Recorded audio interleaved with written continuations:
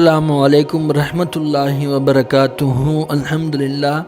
ஜிப்ரைல் அலைஹிஸ்ஸலாத்து வஸ்ஸலாம் அவர்களுடைய வரலாறை பற்றி தெரிஞ்சுக்கிறதுக்கு முன்னாடி மலக்குமார்கள்னால் யாருன்னு நம்ம தெரிஞ்சுக்கணும்.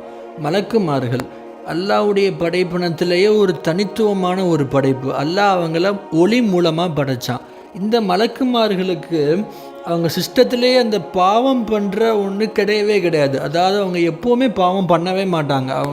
அவங்களுக்கு எல்லாம் என்ன கட்டளை இட்டானோ அந்த கட்டளையை தான் அவங்க படைக்கப்பட்டதுலேருந்து அவங்க இறப்பு வர செய்வாங்க. அதாவது சில மலக்குமார்கள்லாம் படைக்கப்பட்டதுலேருந்து திக்ரு மட்டுமே செஞ்சுக்கிட்டு இருப்பாங்க. இன்னும் ஒரு கூட்டத்தில் இருக்கிற மலக்குமார்கள் அவங்க எப்போதுமே தஸ்பீ தொழுதுக்கிட்டு மட்டும்தான் இருப்பாங்க. இன்னொரு கூட்டத்தில் இருக்கிற மலக்குமார்கள் அவங்க அல்லாஹ் துவா செஞ்சுக்கிட்டு மட்டுமே தான் இருப்பாங்க. இப்படி ஒவ்வொரு மலக்குமே அவங்களுக்கு என்ன கட்டளையிடப்பட்டதோ அதை மட்டும்தான் செய்வாங்க. அவங்களுக்கு எந்த ஃபீலிங்ஸோ எமோஷன்ஸோ பசியோ தூக்கமோ தாகமோ சோர்வோ அசதியோ எதுவுமே அவங்களுக்கு கிடையாது. அவங்க எந்த ஒரு எமோஷன்லெஸ்ஸான ஒரு கிரியேச்சரை ஒரு படைப்பு தான் அவங்க. எந்த ஒரு குணாதசியுமே எந்த ஒரு குணமுமே இல்லாத ஒரு படைப்பு அவங்க. அப்படிப்பட்ட மலக்குமார்களை நம்புறது ஒவ்வொரு முஸ்லீமோட கட்டாய கடமை. மலக்குமார்கள்னு ஒருத்தவங்க இருக்கிறாங்க, அல்லாஹ் அவங்கள படைச்சிருக்கிறான் அப்படின்ற ஒன்றை நம்புறது ஒவ்வொரு முஸ்லீமோட கட்டாய கடமை. யார் மலக்குமார்களை நம்பலையோ அவங்க இஸ்லாத்தை விட்டே வெளியேறினவங்க, நவுதுபில்லா. அப்படிப்பட்ட மலக்குமார்கள்லேயே ரொம்ப முக்கியமான ஒருத்தவங்க தான் இந்த ஜிப்ரைல் அலைஹிஸ்ஸலாத்து வஸ்ஸலாம். ஏன் இவங்க இவ்வளோ முக்கியம் அப்படின்னா, அல்லாஹு தஆலாவுடைய கிருபையினால் உதவியினால் மலக்குமார்களுக்கே தலைவராக இருந்தவங்க தான் இந்த ஜிப்ரைல் அலைஹிஸ்ஸலாத்து வஸ்ஸலாம். மலக்குமார்களுக்கே உஸ்தாதாக இருக்கிறாங்க, மலக்குமார்களுக்கே ஆசிரியர் இந்த ஜிப்ரைல் அலைஹிஸ்ஸலாத்து வஸ்ஸலாம் தான். அல்லாஹு தஆலா இதையும் தாண்டி அவங்களுக்கு ரொம்ப ஒரு தனித்துவம் மிக்க யுனிக்கான ஒரு பொறுப்பு வேறு கொடுத்துருக்குறான். என்ன பொறுப்பு அப்படின்னா, இவங்க தான் எல்லா நபிமார்களுக்குமே அல்லாஹ் கிட்ட இருந்து செய்தியை கொண்டு வர தூதுவராக இருந்தாங்க. ஈவன் ரசூலுல்லாஹி ஸல்லல்லாஹு அலைஹி வஸல்லம் அவர்களுக்கு அல்லாஹ் கிட்ட இருந்து குர்ஆனை வஹி மூலமாக கொண்டு வந்து கொடுத்தவங்க இந்த ஜிப்ரீல் அலைஹிஸ்ஸலாத்து வஸலாம் அவங்க தான். ரசூலுல்லாஹி ஸல்லல்லாஹு அலைஹி வஸல்லம் சொல்லுவாங்க இந்த ஜிப்ரீல் அலைஹிஸ்ஸலாமை பற்றி. அதாவது ஜிப்ரீல் அலைஹிஸ்ஸலாத்து வஸ்ஸலாம் அவங்களுக்கு பல ஹதீஸ்களிலிருந்து பல அறிவிப்புகள் வருது. கிட்டத்தட்ட 300 ரெக்கைகள் இருக்குது, 700 ரெக்கைகள் இருக்குது, 1000 ரெக்கைகள் இருக்குதுன்னு பல அறிவிப்புகளில் இருந்து வருது. ஆனால் ரசூலுல்லாஹ் சொல்கிறாங்க, ஜிப்ரீல் அலைஹிஸ்ஸலாத்து வஸ்ஸலாம் ஒரு ரெக்கையை விரித்தாங்க அப்படின்னா அதோட அளவு வானத்துக்கும் பூமிக்கும் இருக்குமா. மொத்தத்தில் ஜிப்ரீல் அலைஹிஸ்ஸலாத்து வஸ்ஸலாம் அவர்களுக்கு நூற்றுக்கணக்கான ரெக்கைகள் இருக்குதுன்னு நமக்கு ஹதீஸில் இருந்து தெரிய வருது.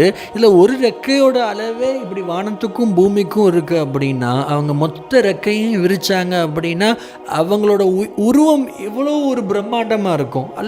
அதாவது இந்த இடத்துல நம்ம அல்லாஹ்வுடைய வல்லமையை அல்லாஹ்வுடைய பேராற்றல் நம்ம நினச்சி பார்க்கணும். எப்பேற்பட்ட ஒரு சிறந்த படைப்பு ஜிப்ரீல் அலைஹிஸ்ஸலாத்து வஸ்ஸலாம் அவர்கள். அல்லாஹ்வுடைய படைப்பில் ரொம்ப முக்கியமான ஒரு படைப்பு இல்லையா. அல்ஹம்துலில்லாஹ். ரசூலுல்லாஹ் ஒரு சமயத்தில் ஜிப்ரீல் அலைஹிஸ்ஸலாம்கிட்ட கேட்பாங்க. எந்த சமயத்தில் அப்படின்னா, ரசூலுல்லாவை மிஅராஜ் பயணம்னு அல்லாஹ்வை சந்திக்கிறதுக்காக வானங்களை தாண்டி ஜிப்ரீல் அலைஹிஸ்ஸலாத்து வஸ்ஸலாம் கூட்டிகிட்டு போகிறாங்க. அப்போ வழியில் வானங்களுக்கு மத்தியில் போயிட்டு இருக்கும்போது ரசூலுல்லாஹ் கேட்பாங்க ஜிப்ரீல் அலைஹிஸ்ஸலாம்கிட்ட, உங்களுக்கு என்ன வயசு அப்படின்னு. ஜிப்ரீல் அலைஹிஸ்ஸலாமுக்கு என்ன வயசுன்னு ரசூலுல்லாஹ் கேட்பாங்க. அப்போ ஜிப்ரீல் அலைஹிஸ்ஸலாம் சொல்லுவாங்க, எனக்கு எத்தனை வயசுன்னு நான் இதுவரை கணக்கு வச்சுக்கிட்டது இல்லை. ஏன்னா மலக்குமார்கள்லாம் பிறந்த நாளாக கொண்டாட போகிறாங்க. எனக்கு எத்தனை வயசுன்னு நான் கணக்கெலாம் வச்சுக்கிறது கிடையாது. ஆனால் ஒரு கணக்கு இருக்குது. அதாவது இதில் 6வது வானத்தில் ஒரு நட்சத்திரம், அந்த நட்சத்திரம் 70,000 வருஷத்துக்கு ஒரு முறை அந்த வானத்தில் தோன்றும். அந்த நட்சத்திரத்தை 70,000 வருஷத்துக்கு ஒரு முறை தோன்ற அந்த நட்சத்திரத்தை நான் 76,000 முறை சந்திச்சிருக்கேன்னு சொல்லுவாங்க. அல்லாஹு அக்பர். ஜிப்ரீல் அலைஹிஸ்ஸலாத்து வஸ்ஸலாமுக்கு அப்போது எத்தனை வயசு இருக்கும் நம்மளால் கற்பனை கூட பண்ணி பார்க்க முடியல அவங்களோட படைப்பை பற்றி. அல்லாஹு அக்பர். அல்லாஹ்வுடைய பிரம்மாண்டமான படைப்பு, அல்லாஹ்வுடைய பேராற்றலோட வெளிப்பாடு தான் இந்த ஜிப்ரீல் அலைஹிஸ்ஸலாத்து வஸ்ஸலாம்னே நம்ம சொல்லலாம். அல்ஹம்துலில்லாஹ். ஆனால் இப்படிப்பட்ட ஒரு படைப்பான ஜிப்ரீல் அலைஹிஸ்ஸலாத்து வஸ்ஸலாம் அவர்கள் ஒரு சமயத்தில் இன்னொரு மலக்கை பார்த்து பயந்துருக்கிறாங்க. எப்பேற்பட்ட மலக்கு? இந்த ஜிப்ரீல் அலைஹிஸ்ஸலாம் ஒரு மலக்கை பார்த்து பயந்துருக்கிறாங்க. அது எந்த நிகழ்வு அப்படின்னா, ரசூலுல்லாவும் ஜிப்ரீல் அலைஹிஸ்ஸலாமும் ஒரு சமயத்தில் பூமியில் பேசிக்கிட்டு இருக்கிறாங்க, ஒரு உரையாடல் இருக்கிறாங்க. அப்போது வானத்திலிருந்து இறங்கி ஒரு மலக்கு வர்றாரு. அவங்கள பார்த்த உடனே ஜிப்ரீல் அலைஹிஸ்ஸலாத்து வஸ்ஸலாமுக்கு ரொம்ப நடுக்கம் வந்துடுது. ரசூல் அந்த ஹதீஸ் அறிவிப்பாங்க, ஜிப்ரீல் அலைஹிஸ்ஸலாம் ரொம்ப நடுங்க ஆரம்பிச்சிடுறாங்க, ரொம்ப பயப்பட ஆரம்பிச்சிடுறாங்க. இது ரசூல்லாவுக்கே பெரிய ஆச்சரியமாக இருக்குது. எப்பேற்பட்ட ஒரு மலக்கு அவங்க இன்னொரு மலக்கை பார்த்து பயப்படுறாங்களேன்னு ரசூல்லாவுக்கே அவ்வளோ ஆச்சரியம். இந்த உரையாடலாம் அந்த மலக்கு வந்து ரசூல்லா கிட்ட பேசிட்டு மறுபடியும் போயிடுறாரு. ரசூல் அதுக்கு பின்னாடி கேட்குறாங்க, அந்த ஜிப்ரீல் அலைஹிஸ்ஸலாம்கிட்ட கேட்குறாங்க, நீங்கள் இவ்வளோ பயப்படுறீங்க, நான் அவங்கள இந்த மாதிரி பார்த்ததே கிடையாது, நீங்கள் இவ்வளோ பயப்படுறீங்க, ஏன் அந்த மலக்கை பார்த்து நடுங்கி போனீங்க, என்ன காரணம்னு கேட்கும்போது ஜிப்ரீல் அலைஹிஸ்ஸலாம் சொல்லுவாங்க, இப்போ வந்த மலக்கு அவர் படைக்கப்பட்ட நாளில் இருந்து பூமிக்கு வந்ததே கிடையாது. இவர் தான் மறுமை நாளுடைய ஆரம்ப ஸ்டேஜில், ஆரம்ப கட்டத்தில் சூருங்கிற சத்தத்தை ஓதுவார். அந்த சூருங்கிற சத்தம் தான் மறுமை நாளுடைய ஆரம்ப புள்ளி. அதாவது சூர் ஊதுனதுக்கு பின்னாடி தான், அந்த இஸ்ராஃபில் அலைஹிஸ்ஸலாம் வந்து சூர் ஊதுனதுக்கு பின்னாடி தான் உலகமே அழிய ஆரம்பிக்கும்.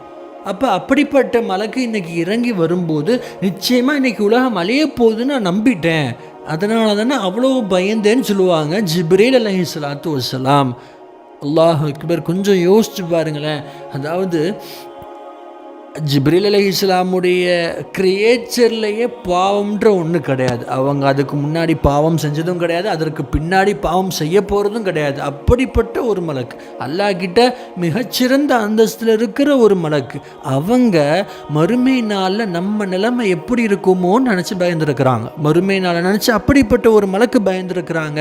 நமக்கான படிப்பினையே இதுதான். நாம் எத்தனை பேர் மறுமை நாளை நினச்சி கவலைப்பட்டுக்கிட்டு இருக்கிறோம்? கொஞ்சம் யோசிச்சு பாருங்கள். நம்முடைய வாழ்க்கை முறையை இன்றைக்கி நம்ம எவ்வளவோ பாவங்களுக்கு மத்தியில் வாழ்ந்துக்கிட்டு இருக்கிறோம், எவ்வளவோ பாவங்கள் செஞ்சுக்கிட்டு இருக்கிறோம். ஈவன் ஒரு அந்தந்த நாள் அன்றாட நாளில் இருக்கிற ஒரு 5 நேர தொழுகையை கூட முழுமையாக பரிபூர்ணமாக தொழாத அடியார்களாக நம்ம வாழ்ந்துக்கிட்டு இருக்கிறோம். இருந்தும் மறுமை நாளை பற்றி எந்த ஒரு சிந்தனையோ அக்கறையோ முன்னேற்பாடோ இல்லாமல் நம்ம வாழ்ந்துக்கிட்டு இருக்கிறோம். நஅூது பில்லாஹ்.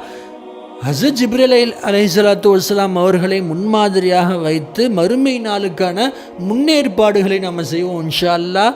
வல்ல அல்லாஹ் மறுமை நாளில் நம்ம அனைவருக்கும் நல்வாழ்க்கையை நசீபாக்குவானாக. அஸ்ஸலாமு அலைக்கும் வரஹ்மத்துல்லாஹி வபரகாத். சார்ந்த முஸ்லிம்கள் சம்பந்தப்பட்ட விஷயங்களை தினமும் தெரிந்து கொள்வதற்கு நம்ம சேனலை மறந்துடாமல் சப்ஸ்கிரைப் செஞ்சு வச்சுக்கோங்க.